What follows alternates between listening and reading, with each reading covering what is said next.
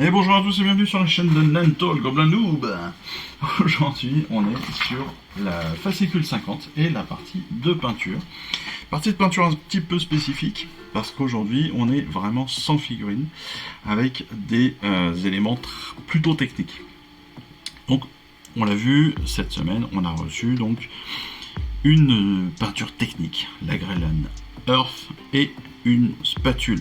Cette spatule, c'est une spatule pour le soclage, bien évidemment. Vous l'aurez compris avec la vidéo de mardi sur comment est-ce qu'on va socler, on peut socler nos figurines.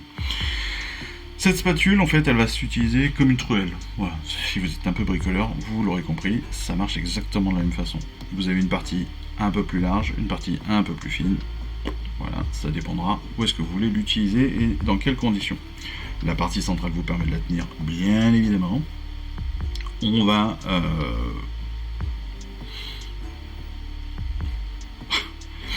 alors eux ils vous disent attention, évitez de passer d'une extrémité à l'autre, sauf si vous la nettoyez avant de changer, sinon vous aurez de la peinture plein les mains.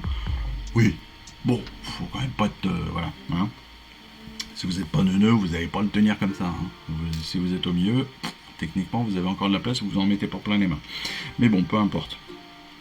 Comment est-ce que vous allez vous en servir de cette Technical Greyland Earth? Donc Technical, c'est le type de peinture, donc c'est de la peinture technique, et Greyland Earth, c'est la typologie. Ok, comme d'habitude. On va soit l'utiliser en couche fine, soit en couche épaisse. En couche fine, en fait, quand on va l'appliquer, on aura cet effet d'humidité comme ça, qui va être très très simple, mais le fait qu'on la mette en couche fine va faire qu'elle soit assez fine. Et derrière, quand elle va sécher, elle va craqueler. Mais elle va craqueler, là encore une fois, de façon assez fine. Par contre, si on en met beaucoup, si on en met en couche épaisse, les craquelures vont être beaucoup plus importantes, beaucoup plus profondes, et forcément, elles auront un effet beaucoup plus voyant. Donc, on va l'utiliser différemment en fonction de l'effet que l'on veut donner à notre socle. Pour l'application, comme toutes les peintures, on va un petit peu l'agiter bien sûr, mais bon, pas forcément beaucoup. On va surtout prélever à l'intérieur, on ne va pas la mettre sur notre palette, on va prélever directement dans le pot, l'appliquer sur notre socle, et puis bien l'étaler. L'étaler en fonction de notre besoin et en fonction donc de la surface, avec le petit ou le gros bout. Si on doit aller dessous, sous une figurine en particulier, vous voyez, j'ai toujours pas peint mes sylvanettes, mes silver revenants. Si j'ai besoin d'aller en dessous, forcément je vais faire attention. Je vais pas aller gratter et puis en mettre un petit peu partout. On va faire attention d'être au plus proche de notre socle pour étaler notre peinture technique. Ça paraît assez logique. On va aussi faire attention de ne pas en mettre trop sur le bord. Pourquoi ? Parce que souvent le bord on le repeint en noir, on le repeint d'une autre couleur. Donc on va faire attention de ne pas trop en mettre dessus, sinon il faudra reponcer après. Mais bon, c'est pas très grave parce que ça se reponce assez facilement et ça se repeint surtout très facilement. Donc, encore une fois, pas de risque, pas de danger, pas d'inquiétude. Vous savez, j'hésite pas à vous le dire. Voilà. Comment est-ce que vous allez socler aussi? Comment est-ce que vous allez peindre tout cela? Parce que ce soclage, même s'il a une couleur de terre, vous n'allez pas forcément le garder au naturel.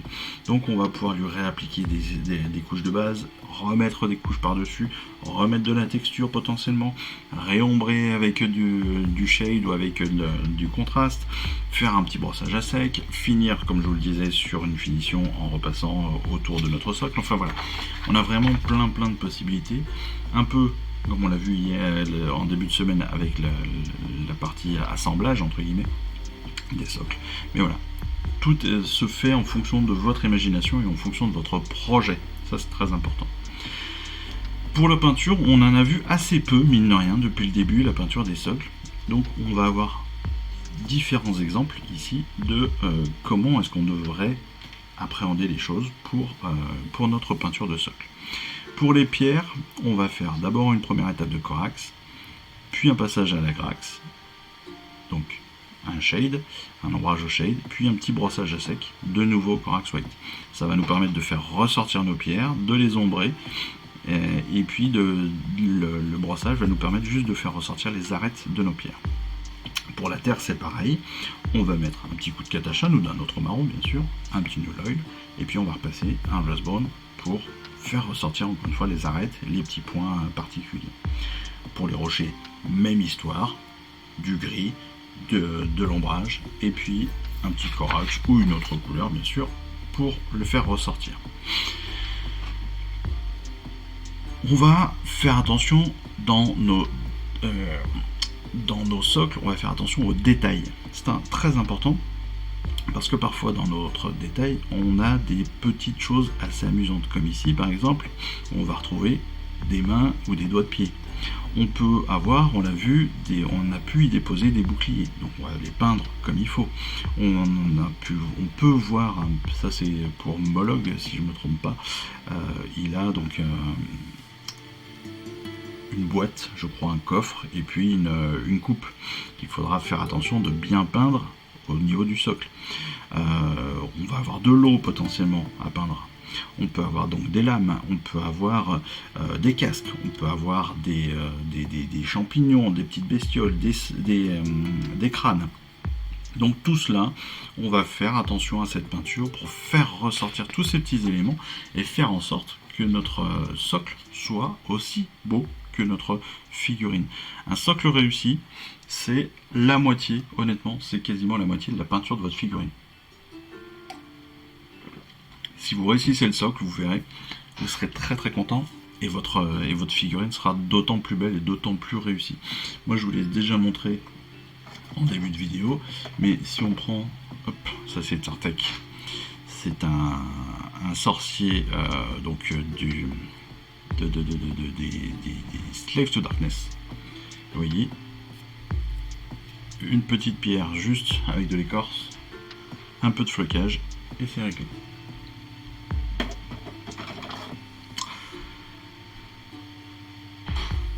Donc voilà, les explications sont assez simples.